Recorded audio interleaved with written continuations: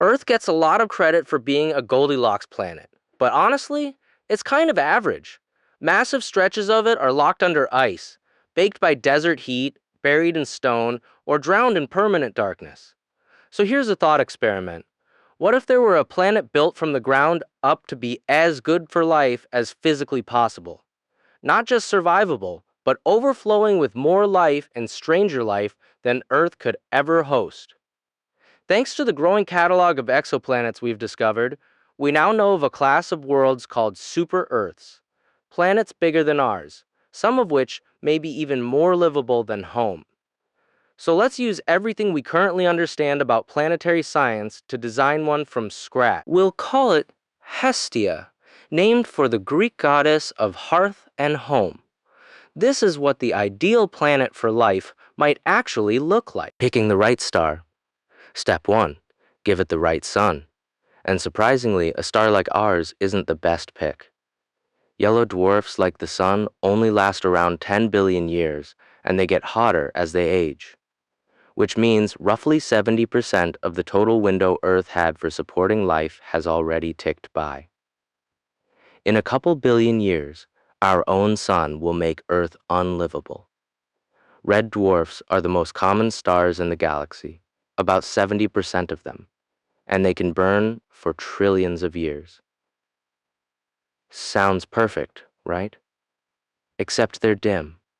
So any planet warm enough to have liquid water has to orbit incredibly close, which usually means the planet gets tidally locked, one side permanently scorched, the other frozen solid. On top of that, young red dwarfs blast out violent radiation, flares capable of stripping a planet's atmosphere or boiling away its ocean. The sweet spot turns out to be orange dwarfs, smaller and cooler than the sun, but far more stable, less prone to violent flares, and capable of burning steadily for up to 70 billion years. That's an enormous runway for life to appear, evolve, and diversify. So that's our star, an orange dwarf, roughly 3 billion years old, sitting in a quiet, unremarkable stretch of the galaxy. It'll stay reliably stable for tens of billions of years to come. Orbiting it among barren rocky worlds and bloated gas giants is our planet, Hestia. Building the perfect planet, Hestia is about 1.3 times Earth's radius, giving it 70% more surface area, simply more room for life to exist. It's also nearly double Earth's mass, with 20% stronger gravity, so anyone walking on its surface would feel noticeably heavier. On its own, though, that just makes for a big, dead rock, much like Venus or Mars. Two more ingredients are missing. First, a magnetic field. Without one, solar radiation gradually sterilizes the surface and strips the atmosphere into space, which is exactly what happened to Mars. So, we give Hestia a large molten metallic core, churning beneath its surface, generating a magnetic shield tuned to just the right strength. Second, plate tectonics. Venus turned into a 470-degree hellscape, partly because it lacks moving tectonic plates. Heat and pressure build up underground with nowhere to go until it erupts catastrophically. Moving plates prevent that buildup, and they also drag excess CO2 out of the atmosphere, which keeps runaway greenhouse heating in check, while dredging up fresh minerals and nutrients from below for life to use. We'll also give Hestia a slight axial tilt and a 36-hour day, producing gentle seasons, enough to drive migration and evolutionary pressure without being punishing. And we'll add 4 small moons, positioned with just the right orbital resonance to keep the planet's tilt stable over billions of years. Designing the land. Earth's biggest geographic flaw is its continents, huge, unbroken landmasses, whose interiors sit far from any coastline, which is exactly why deserts form. So for Hestia, we avoid single megacontinents entirely. Instead, we shatter the crust into many smaller plates, producing long chains of islands, an archipelago world made of dozens of continents and millions of islands, all with easy access to water. No deserts, maximum coastline. And will push the average temperature about 5 degrees Celsius warmer than Earth's. That may not sound dramatic, but consider how much of Earth is too cold for large portions of the year. While tropical rainforests, Earth's most biomass-dense ecosystem, thrive in exactly that kind of warmth. Hestia is essentially wall-to-wall tropical forest, with ice-free poles. Each isolated island becomes its own evolutionary laboratory, hundreds of thousands of unique microhabitats, each producing its own specialized species. On Earth, tropical forests like these already hold roughly half of all known species on just a tenth of the planet's land. Hestia multiplies that effect many times over. And since Hestia's star is dimmer and more orange than the sun, its plants likely evolve darker pigments to soak up every available photon rather than the vivid greens we're used to. Laugh, building the sky. Hestia's stronger gravity holds onto gases more effectively, giving it an atmosphere nearly 1.5 times denser than Earth's and richer in both oxygen and carbon dioxide. Normally, that much oxygen would be a wildfire nightmare. But Hestia's heat and humidity generate so much rainfall that fires never get the chance to spread out of control. The payoff is enormous.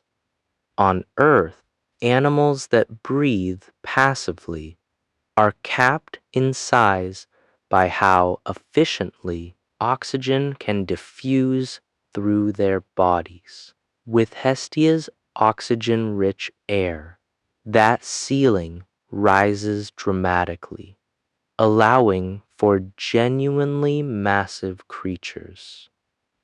Higher oxygen levels also support faster metabolisms and higher sustained activity, quicker predators, more agile prey. And then there's flight. In Earth's relatively thin air, flying is expensive. It costs a lot of energy to stay aloft. In Hestia's dense atmosphere, flight is cheap, even with the added gravity. Over billions of years, flight evolves again and again across completely unrelated branches of life, filling Hestia's skies with an enormous range of airborne creatures, some spending nearly their entire lives aloft, only touching down to lay eggs. Dense air carries sound exceptionally well, too. So Hestia is a genuinely loud world. Constant calls, warnings, and mating signals filling the air. Some predators even evolve to hunt by confusing prey with disorienting bursts of noise rather than relying on stealth. Designing the oceans, Earth's oceans average nearly 3,700 meters deep, but sunlight only penetrates the top 200 meters or so. That thin sunlit layer is where the base of the marine food web, plankton, actually survives, which is why roughly 90% of ocean species are crammed into just that shallow zone, while the deep sea remains a comparatively empty, dark desert. So Hestia doesn't get a deep ocean. Instead, most of its surface is covered in shallow water, vast continental shelf, rarely more than a couple hundred meters deep, meaning nearly the entire ocean floor sits within reach of sunlight. The trade-off is that shallow water heats and cools faster, driving stronger seasonal swings and more storms. But as we've already seen, disruption tends to fuel diversity rather than limit it. The result is staggering. Coral formations stretching for thousands of kilometers, effectively living cities housing untold numbers of species.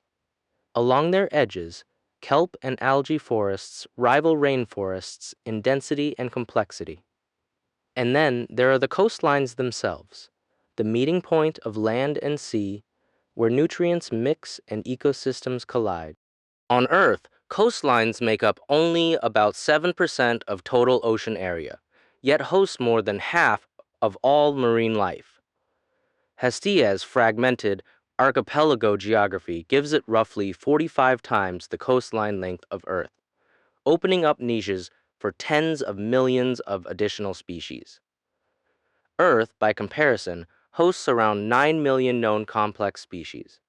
Hestia, with this much more surface area and this many more ecosystems, could plausibly support hundreds of millions. Could intelligence emerge? With this many ecosystems and this much evolutionary pressure, intelligent life seems less like an ephemeral intelligent life possibility and more like an inevitability, maybe even arising independently, more than once, in different corners of the planet. Picture multiple civilizations developing in parallel, each with their own version of cities, tools, and culture, encountering each other for the first time. Would they see nature differently on a world where wounds heal almost instantly and resources never run short? Would they be gentler with their environment or more careless, precisely because the planet seems so forgiving? And if they looked out at the rest of the galaxy, cold, empty, mostly barren rock, would they even consider leaving home? We don't know for certain that a planet like Hestia exists anywhere in the universe. But there's no reason it couldn't. Somewhere out there, orbiting some quiet, ordinary orange dwarf, there may be a world carrying more life right now than Earth has produced across its entire history. And that's a strange thought to sit with, that for all its beauty, the planet we call home might just be a fairly ordinary one outcome among countless better possibilities scattered across the galaxy.